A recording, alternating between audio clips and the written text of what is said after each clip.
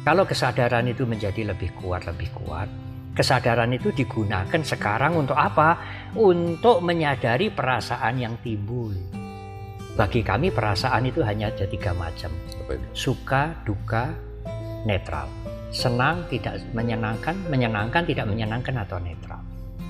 Lalu selain menyadari perasaan, pikiran. Nah, pikiran ini yang banyak sekali, keserakahan, kebencian, iri hati, kemarahan, kepuasan, kasih sayang, ingin berbuat buruk, ingin berbuat baik, ingin menjadi suci, ingin alim, ingin nirwana, dan lain-lain. Itu pikiran kita semua yang muncul pada pikiran kita semua, dan itu akan muncul sepanjang kehidupan ini sampai kita tidur pun, yaitu pikiran itu akan muncul. Nah, perasaan-perasaan dan pikiran-pikiran yang mengganggu itu, kalau kita melatih kesadaran kita gunakan untuk menyadari perasaan yang muncul, menyadari pikiran yang muncul. Jadi kalau misalkan ada pemirsa yang lagi di PHK gitu ya, di PHK dari sebuah kantor, meditasi dia yang penting menyadari bahwa dia di PHK gitu. Atau timbul perasaan apa? Perasaan tidak senang. Tidak senang mungkin. Kebencian. Takut. Kemarahan. Dendam kepada yang mem-PHK. Takut pada bagaimana nanti kalau tidak ada mata pencaharian. Itu semua gejolak itu supaya tidak mengganggu mentalnya menjadi hancur. Dia harus gunakan kesadaran itu. Tetapi kemudian dia juga harus berpikir real. Sekarang saya bekerja di mana? Cari pekerjaan apa?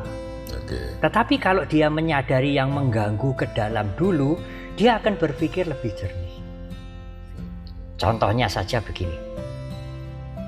Sekarang, Utomo tidak ada di sini. Ada anak-anak wihara yang membantu di sini. Ada pot atau ada patung lah, ada patung yang sudah lama. Mereka membersihkan. Tiba-tiba pot atau patung yang lama itu karena tidak hati-hati pecah, duar. Padahal patung itu mungkin usianya sudah dinastihan ratusan tahun.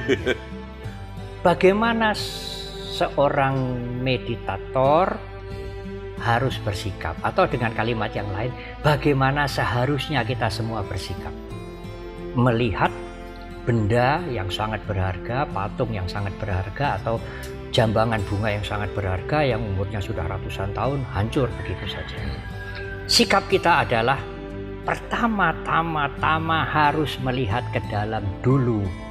Jangan memberikan reaksi kepada apa yang terjadi. Apa yang muncul di dalam? Tidak senang, perasaan tidak senang, tidak mungkin senang. Marah,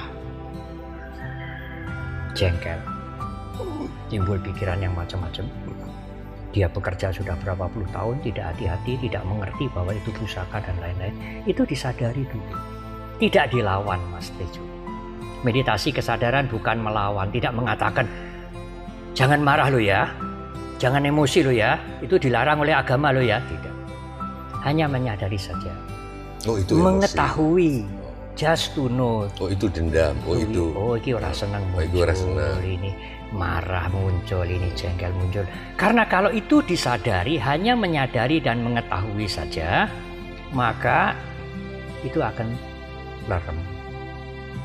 Mengendap. Kemarahan itu akan lerem, kejengkelan itu akan lerem, rasa tidak senang itu akan lerem. Setelah saya melihat ke dalam, baru apakah Bante membiarkan saja? Anak itu dibiarkan saja, sembrono begitu. Baru saya mengundang dia. Mas, lain waktu yang hati-hati loh ya. Itu barang itu lama, tidak bisa dicari ijole, tidak bisa cari penggantinya. Nggih, Bante. Tapi kalau saya tidak melihat ke dalam dulu, langsung menanggapi yang di luar, yang muncul apa? Mas, gajimu kue tak weni gaji sampai mati, sampai lahir meneh, ora iso kanggo tuku iku. Ya itu memang guyonan, tetapi nyelekit itu timbul dengan pikiran tidak senang dan kemarahan. Jadi melihat ke dalam dulu, itu gunanya kesadaran. Ngeleremke perasaan, ngeleremke pikiran, supaya tidak menghancurkan mental kita. Dan kalau kita memberikan reaksi keluar, reaksinya itu bagus. Reaksinya itu Bijak. benar sekali, reaksinya itu bijak. Saya pernah dengar katanya. Tetapi kalau tidak melihat ke dalam, reaksi keluar itu, aku orang ngamuk ini. Oke, enggak. Meskipun dengan kalimat yang halus, dengan kalimat guyon, itu kebencian, kemarahan itu menyelinap ke sana. Karena tidak dipadamkan dulu. Nah, memadamkan kemarahan, kebencian itu kalau emosi, perasaan itu disadari. Dalam bahasa Jawa, ngonangi. Kalau Anda bisa ngonangi, konangan, perasaan yang muncul itu Anda konangan. Maka dengan konangan itu, perasaan itu tensinya akan turun. Meskipun tidak bisa netral sama sekali, ya, tetapi rasa tidak senang, kemudian pikiran marah, pikiran jengkel itu, ya termasuk yang di PHK tadi. Kebencian kepada atasan, kemarahan, kejengkelan, kesedihan, kalau disadari itu ke dalam dulu, maka akan lerem.